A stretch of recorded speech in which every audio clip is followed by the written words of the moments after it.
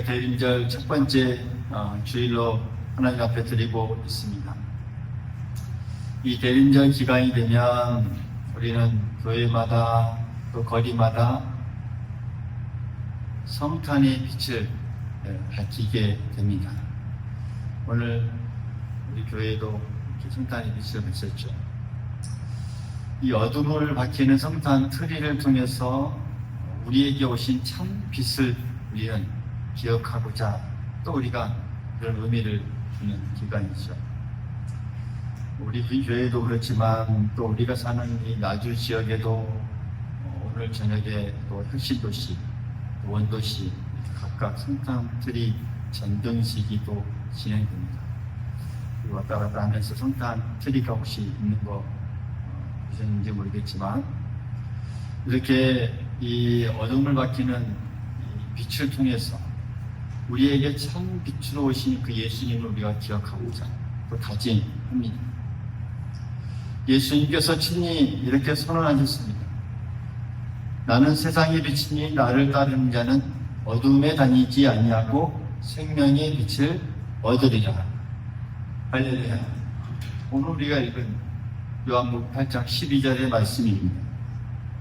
이 말씀으로 주님은 우리 인생의 어둠을 몰아내 그 생명의 빛이심을 선포하셨습니다.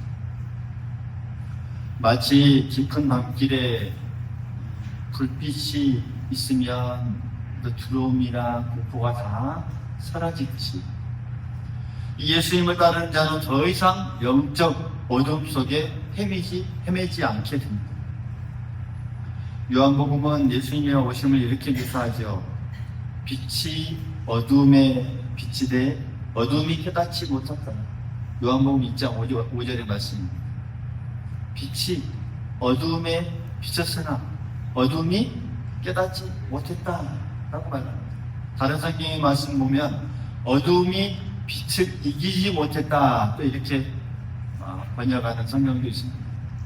그러니까 아무리 이 어둠이 진흙같이 짙어도 빛을 삼킬 수 없듯이 이 세상에 그 어떤 절망도 예수님의 빛을 꺼뜨릴 수 없다라는 그런 말씀입니다. 대림절 기간은 이렇게 어두움 속에서 빛을 기다리는 때입니다. 캄캄한 밤이 깊어질수록 새벽의 빛이 가까움을 우리가 알 수 있듯이 우리는 어두운 세상에서 살아가지만 그 빛으로 오신 예수님을 바라보면서 장차 우리에게 이 놀라운 희망을 선물하신 그 예수님을 우리가 소망해 봅니다. 그 기간이 대림절 기간입니다. 오늘 그 주님께서 가져오시는 이 놀라운 희망, 또 설교 말씀의 제목처럼 이 반전의 희망으로 우리에게 다가오시는 그 예수님, 그 희망이 무엇인지 우리가 함께 묵상하고 또 그 희망을 향해 우리 힘껏 달려가는 우리 모두가 될 수 있기를 간절히 소망하겠습니다. 예수님께서 오시기 약 700년 전 이사야 선지자는 당시 절망 속에 있던 백성들에게 한 줄기 희망의 예언을 전했습니다. 당시 이스라엘은 전쟁과 압제의 어둠 가운데 신음하고 있었습니다. 특히 북쪽에 있는 갈릴리 지역, 다시 말하면 이 스불론과 납달리 지역이죠. 그것은 이 아수르의 침략으로 말미암아서 이 큰 고통과 이 멸시를 당하고 있었죠. 미래도 없고 소망도 없을 듯한 그때에 하나님께서 이사야 선지자를 통해서 놀라운 약속을 주십니다.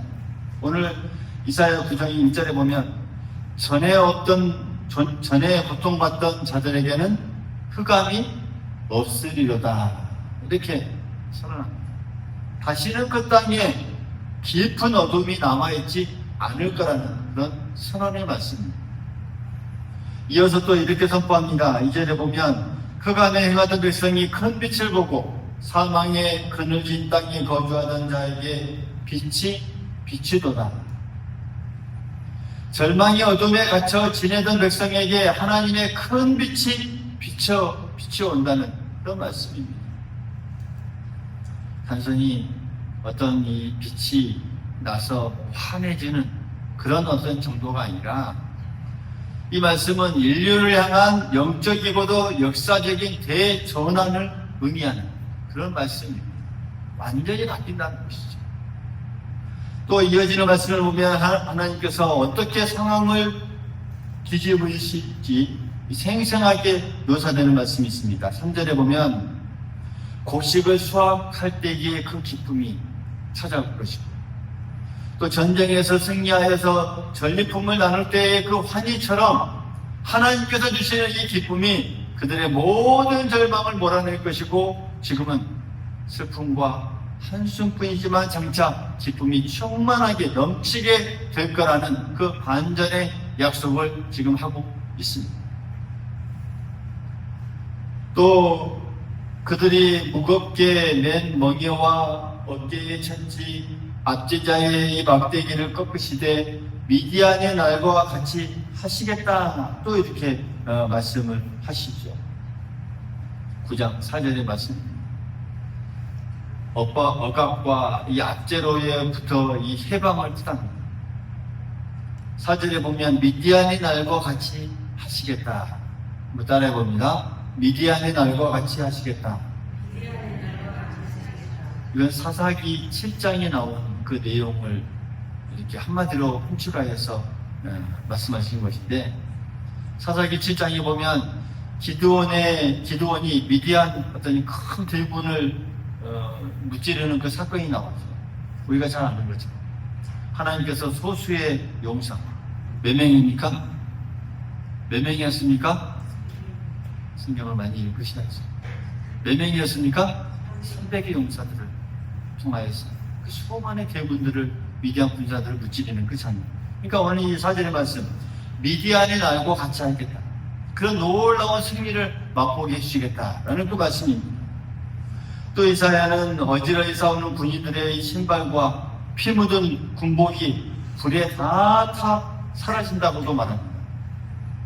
더 이상 전쟁이 없겠고 평화의 시대가 올 것을 이렇게 그림같이 쭉 보여주고 있는 그런 말씀입니다.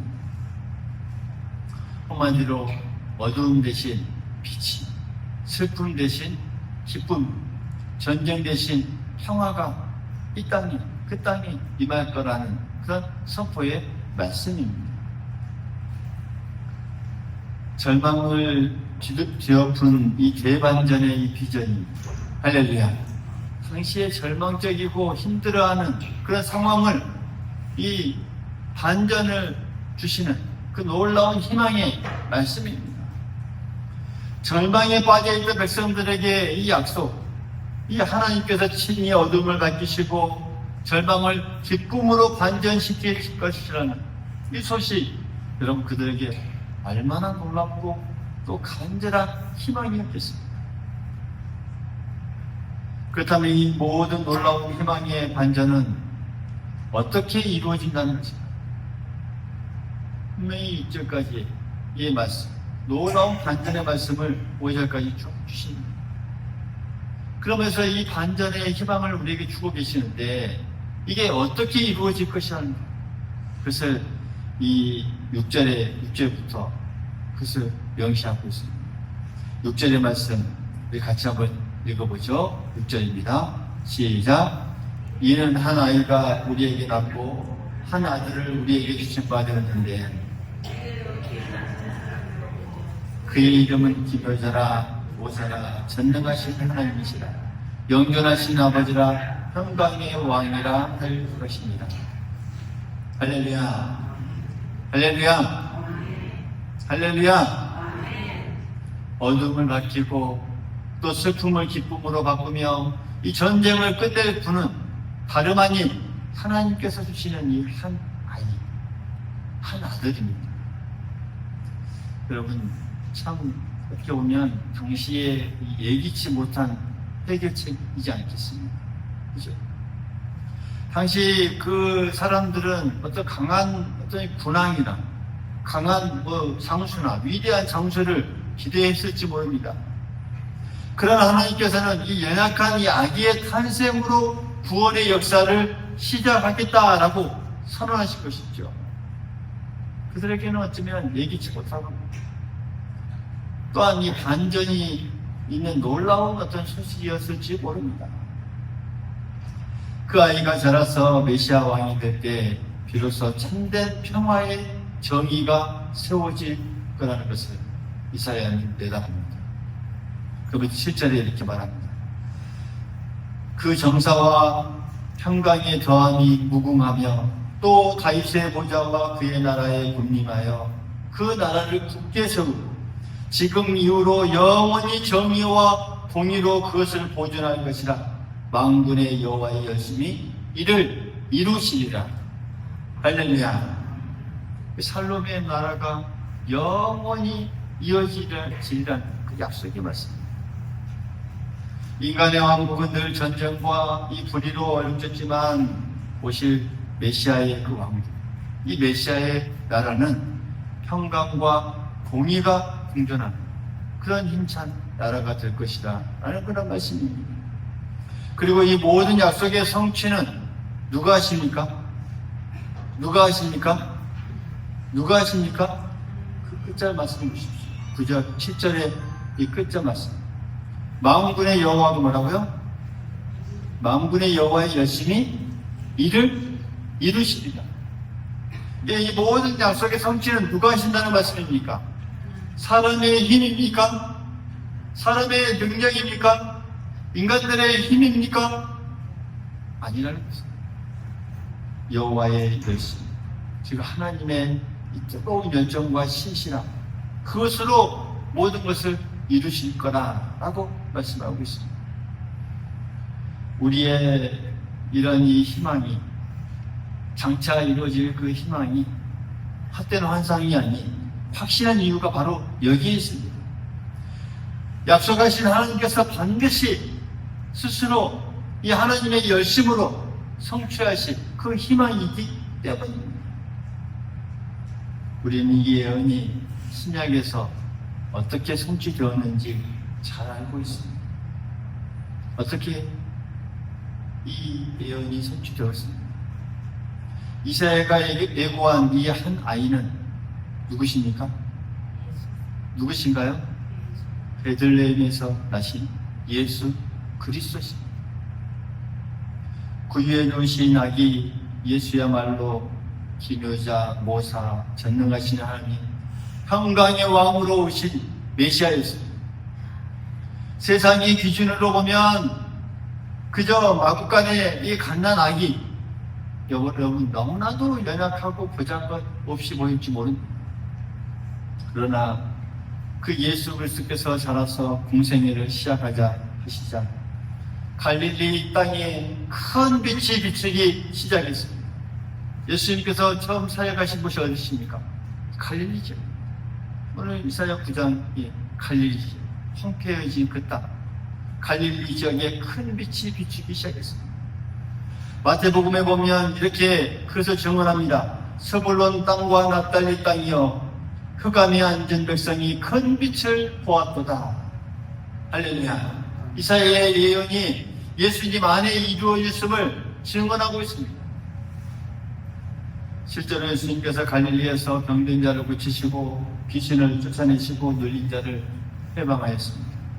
어둠에 갇힌 이들에게 빛이 찾아온 것이죠. 많은 사람들에게 그 빛을 보여주셨습니다. 그리고 마지막에 십자가와 부활을 통해 죄와 사망의 권세를 이기시고 우리의 억압된 모든 멍에를 다 꺾어주셨습니다. 그리고 사단의 군대를 무찌르고 승리하신 왕이 되셨습니다. 그러나 그 승리는 칼이나 무력으로 거둔 것이 아닙니다. 철저한 그 예수 그리스도의 사랑의 희생과 부활의 능력으로 이루어진 이 반전의 이 성취였습니다. 예수님 승천 이후에도 그 빛은 사라지지 않았습니다. 성령을 우리에게 보내주셨고 성령을 통해 오늘도 우리의 마음의 빛을 비추시고 절망을 희망으로 바꾸는 산소망으로 우리에게 생생하게 나타나고 있습니다. 할렐루야. 2018년 이 태국에서 이 동굴에 갇힌 소년들을 구조한 그런 이 기적과도 같은 사건입니다. 아마 여러분 기억하실지 모르겠습니다.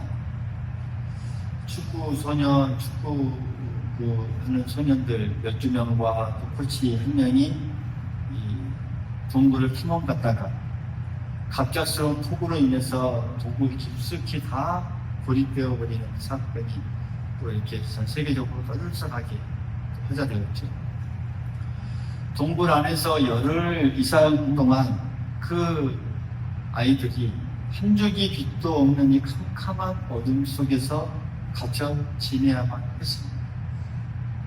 밖에서는 생사를 알 수 없어서 정말 온 나라가 걱정을 했고, 그 속에 있던 이 아이들은 점점 희망을 잃어가던 그런 이 10일 정도 되는 그런 시간입니다. 그런데 실종 10일째 되던 날에 기적처럼 구조대원들이 아이들을 발견하게 됩니다. 어둠 속에 있던 아이들 눈앞에 뭐가 보였을까요? 갑자기 이 구조대원들이 비추는 이 빛이 보입니다. 여러분, 깜깜함 속에 그 빛이 비춰져 있을 때 정말 그 뜻밖의 희망의 빛을 본 아이들의 이 마음들, 어떤 일이 일어났는지 한번 여러분 상상해 보십시오. 그들에게 그 빛은 그들에게 하나의 이 반전의 희망이었습니다. 정말 죽을 수밖에 없는, 정말 이제는 소망이 없는, 이제는 절망밖에 없는 그 상황에 그 빛이 그 아이들에게는 하나의 반전이었습니다. 다시 한번 그 모든 것을 다 뒤덮은 그 희망의 빛이었습니다. 절망의 어둠에 갇혀있던 아이들에게 이렇게 환한 빛과 그들이 마주침으로 말미암아서 희망을 되찾는 그 순간이 될 수 있었던 것이죠. 그들은 고립 17일 만에 전원 무사히 다 구조되었죠. 전 세계가 그 소식에 환호하면서 태국의 기적이다 하고 또 불려지기도 했습니다. 여러분, 이 기적의 이야기를 생각해 볼 때마다 우리는 이 예수님께서 세상에 빛으로 오셔서 우리를 어떻게 구원하셨는지 우리가 아무도 그것을 생생하게 떠올려 볼 수 있습니다. 이처럼 말이죠. 아무리 깊은 어둠도 두려움도 절망도 이 한 줄기 빛이 비치면 다 물러가고 그것이 희망의 빛으로 다가온다라고 하는 이 태국 소년들의 이 경험처럼 동굴 속의 아이들에게 그 빛은 참 이 생명의 빛이었습니다. 마찬가지로 인생의 어둠 속에서 방황하던 우리에게 예수 그리스도께서 그 빛으로 우리에게 임하셨을 때 우리의 절망은 다 끝이 나고 새로운 희망이 시작됩니다. 할렐루야. 오늘 우리에게 새로운 희망이 시작된 줄 믿습니다. 오늘 우리가 예수님의 참 빛을 받아들이고 또 바라보고 있는 우리에게 이런 이 새로운 희망이 시작됐다라고 하는 사실. 이렇게 주님은 사람들이 예상치 못한 방법과 때에 가장 완벽한 때의 빛으로 찾아오셔 그 어두운 이 밤을 밝혀주시는 분이시고 우리가 꼭 가슴속에 우리가 새길 수 있기를 간절히 소망하겠습니다. 오늘 우리는 대림절 첫 번째 주일을 지키면서 어둠 속에 빛을 약속하신 그 하나님을 기억하고 있습니다. 그 옛날 이사야 시대에 절망하던 백성님께 주신 이 반전의 희망, 오늘 사는 우리에게도 동일하게 역사하여 주실 줄 믿습니다. 또 역사하고 계십니다. 오늘 우리 각자의 삶에 크고 작은 그런 이 어두움에 우리가 마주하기도 합니다. 또 어떤 사람들은 개인적인 어떤 이 힘듦과 또 어떤 질병, 또 어떤 경제적인 어려움, 삶의 어려움, 이 밤중 같은 그런 이 절망을 우리가 느낄 때도 있습니다. 또 공동체적으로도 때로 겪는 시행이나 어려움, 또 사회적으로도 이 우리가 바라볼 때 분열과 또 갈등으로 또 이 앞이 캄캄하게 여겨질 때도 있습니다. 또 우리가 세상을 돌아보면 또 세계를 돌아보면 아직도 전쟁과 폭력이 정말 난무하고 있고 또 기후 재난과 같은 어떤 이 글로벌 위기들이 우리 앞에 짙은 어두움처럼 우리의 인류를 덮고 있는 듯한 그런 우리에게 상황이 우리에게 주어지고 있습니다. 그러나 우리의 이 희망은 이러한 현실을 뛰어넘을 수 있습니다. 할렐루야. 이러한 이 현실을 뛰어넘는 게 오늘 주님께서 주시는 희망입니다. 왜냐하면 메시아의 오심으로 이미 빛의 반전이 시작되었고 하나님께서 그 약속을 완성해 가고 계시기 때문입니다. 우리 안에서 이루어가고 있습니다. 사도 바울은 로마서에서 이렇게 우리에게 축복합니다. 소망의 하나님이 모든 기쁨과 평강을 믿음 안에서 너희에게 충만하게 하사 성령의 능력으로 소망이 넘치게 하시기를 원하노라. 할렐루야. 우리 하나님은 소망의 하나님이십니다. 할렐루야. 소망의 하나님께서 우리를 이 모든 기쁨과 평강을 믿음 안에서 우리에게 충만하게 하여 주실 줄 믿습니다.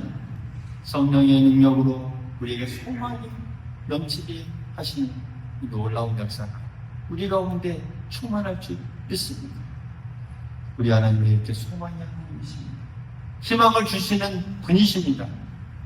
희망으로 가득 채워주시길 원하고 또 희망의 근원이 되어주시는 분이 우리 하나님이십니다. 예수님께서 오심으로 이제 그 반전의 희망이 우리 가운데 임했습니다. 또 함께합니다. 오늘 우리에게 주시는 그 희망의 빛 우리가 바라보면서 나아갈 수 있기를 간절히 소망하겠습니다. 우리에게 비추시는 그 희망의 빛을 우리가 가슴속에 새기고 그 빛은 절대 사라지지 않고 우리를 비춰주고 계신다는 거 꼭 기억할 수 있기를 바라겠습니다. 그 빛이 있기에 우리는 다시 일어설 용기가 우리에게 있고 또 형제를 사랑할 또 힘도 있고 또 세상의 복음을 전할 열정이 우리에게 또 다시 한번 세워지고 또 우리에게 함께하고 그것의 힘으로 우리가 나아갈 수 있는 것이죠. 세상에 빛을 오셔서 우리의 삶의 어두움을 밝히시는 그 예수 그리스도 그분께서 절망을 소망으로 반전시키시는 우리의 구주심을 우리가 꼭 믿을 수 있기를 간절히 소망하겠습니다. 이 땅에 우리가 아무리 절망스러운 상황이 있다 할지라도 그 예수님의 빛이 우리에게 참 희망으로 바꿔 주십니다. 그래서 우리가 어떤 어두움 속에서도 주님을 굳게 신뢰하며 희망을 우리가 가질 수 있는 이유가 바로 여기에 있는 것이죠.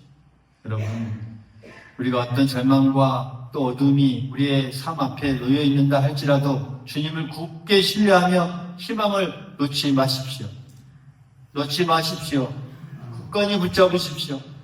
임마누엘의 하나님께서 우리에게 약속하신 대로 꼭 우리와 함께 하시며 때가 되면 반드시 새 아침 우리에게 주시고 그 빛을 통해서 더 놀라운 희망에 또 우리에게 새날을 우리에게 허락하여 주실 줄 믿습니다.